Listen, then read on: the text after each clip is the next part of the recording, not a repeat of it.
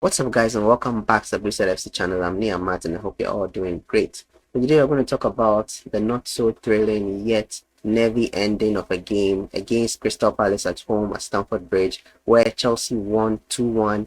And yeah, it was very, very nervy at the end. It looked like we were going to take away just 1 point from the game, but we were able to pull through, we were able to get the 3 points, and we were able to emerge victorious in this game. So yeah, so let's dive straight into it. So Chelsea started very sluggish, probably due to the Christmas festivities that the players have had. Weren't able to cope with the pressure that was coming from Crystal Palace. They were really pressuring us in that first half, the opening minutes, and we really couldn't cope with it because it seems like they were finding the ball in between our defense and behind our defense too as well. It was very difficult to cope with them, but little by little we also came into the game and we kind of balanced things out a bit, but still the pressure was on, but we were able to cope with it better. I guess we were fortunate that Palace weren't able to capitalize on the chances that they created, because they had a lot of chances and I thought they could have taken an early lead in that opening 10-15 minutes, but they weren't able to capitalize on their chances. And Maatsen and Modric were very good in the first half. Like, both of them on the wings were very good in the first half. They were creating chances for us,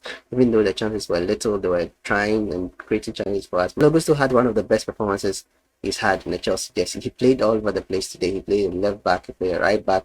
He even went back and support the centre backs during corners and all that. And he was very good. He was very good in this game. I remember there was a point in the second half where Palace had a counter attack where Malo was able to, I think it was 4 against 2, where Malo was able to stop the counter attack. He was able to stop Olise. Olise was very good in the game for Crystal Palace, and Malo was very effective in stopping his attacks. So within the first 15 minutes, Chelsea was able to secure a first goal that came from Modric, orchestrated by Nkunku. Nkunku was able to find Malo Gusto. It was a good run from Nkunku, and he was able to find Malo Gusto, and Malo Gusto put in a very good cross. And then to cross a pass to Modric, and Modric was able to just slot it in. He was very close to the goal, and he was able to slot it in beautifully. He didn't even celebrate; he just stood there, somehow like of a Cantona-esque kind of celebration, just standing there and just admiring the crowd and just taking it all in. But yeah, it was a good goal. It was a very good goal. And as a Chelsea fan, whenever we score one goal, we know we are not really relaxed, because we never know. Sometimes they equalize, some of the opponents equalize and then we lose, or sometimes equalize and then we draw. So it was still not the best, but we're controlling the game up until end of the second half. The end of second half, where I felt like we lost the plot a bit, because there was a cross that came in. I don't know who it was from. I've forgotten who it was from, but it came in searching for Olise, and Liverpool just mistimed his jump and his header.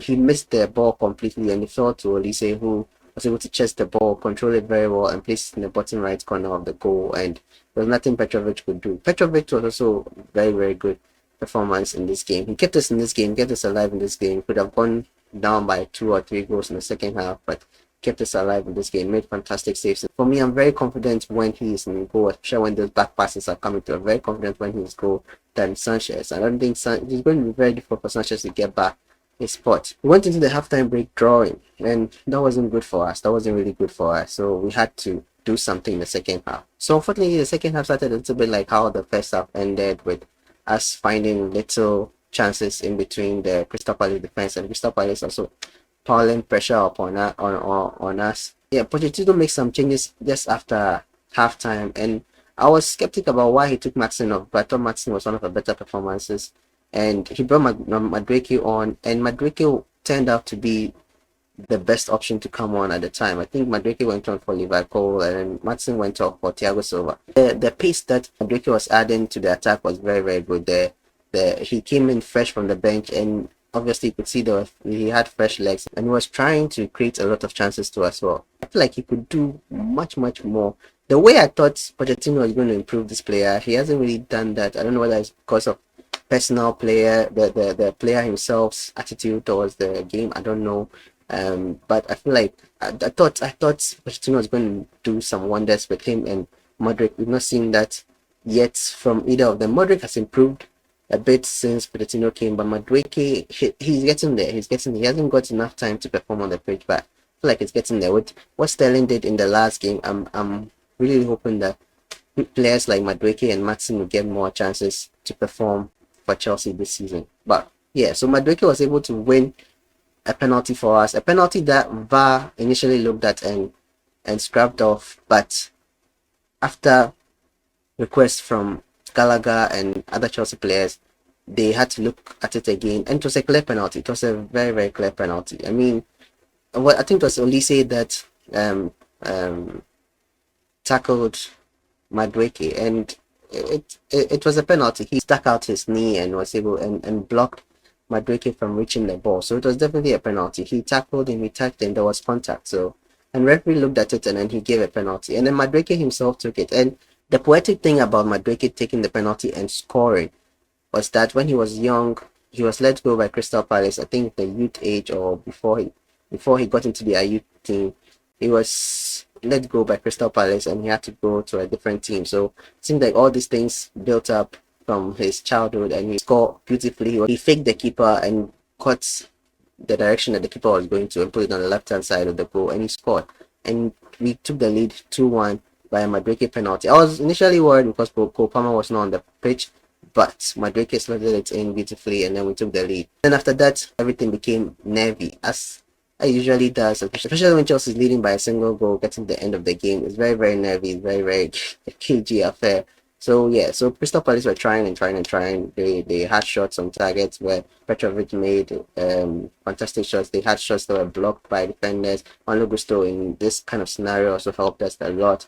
The scenario I mentioned earlier, there was a 4-on-2 counter attack from Crystal Palace where Malo Gusto was able to block their attack from going through. We were able to hold on to it, and then we came out with the 3 points. And yeah, very good 3 points at Stamford Bridge. This is like the third consecutive game where we've won at Stamford Bridge, and probably this is like a good step to rebuilding the fortress that we once had at Stamford Bridge. A long time ago that we had that fortress, but we are trying to rebuild the wall, make teams afraid again for coming to Stamford Bridge. Now they seem like teams are not afraid or they're not scared of coming to Stamford Bridge. We want them to be afraid again of coming to Stamford Bridge. So yeah, we came away with the 3 points and very good game. Nkuku had his first PL starts in the game. Lavia returned. He played in the second half. I think some part of the second half started.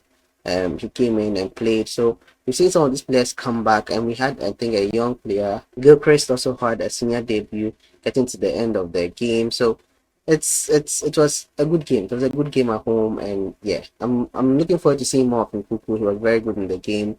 Lavia wasn't so good in the game, but see he's still recovering. He made some wayward passes, but yeah, Nkuku was better, and Gilchrist too didn't really have enough time to showcase his skills. But yeah, it was good seeing them. It was good seeing all the players. Hopefully more of them will be getting fit soon, so we'll be seeing a fuller squad in the next games to come. So that's my review of the game. Let me know your thoughts in the comment section down below.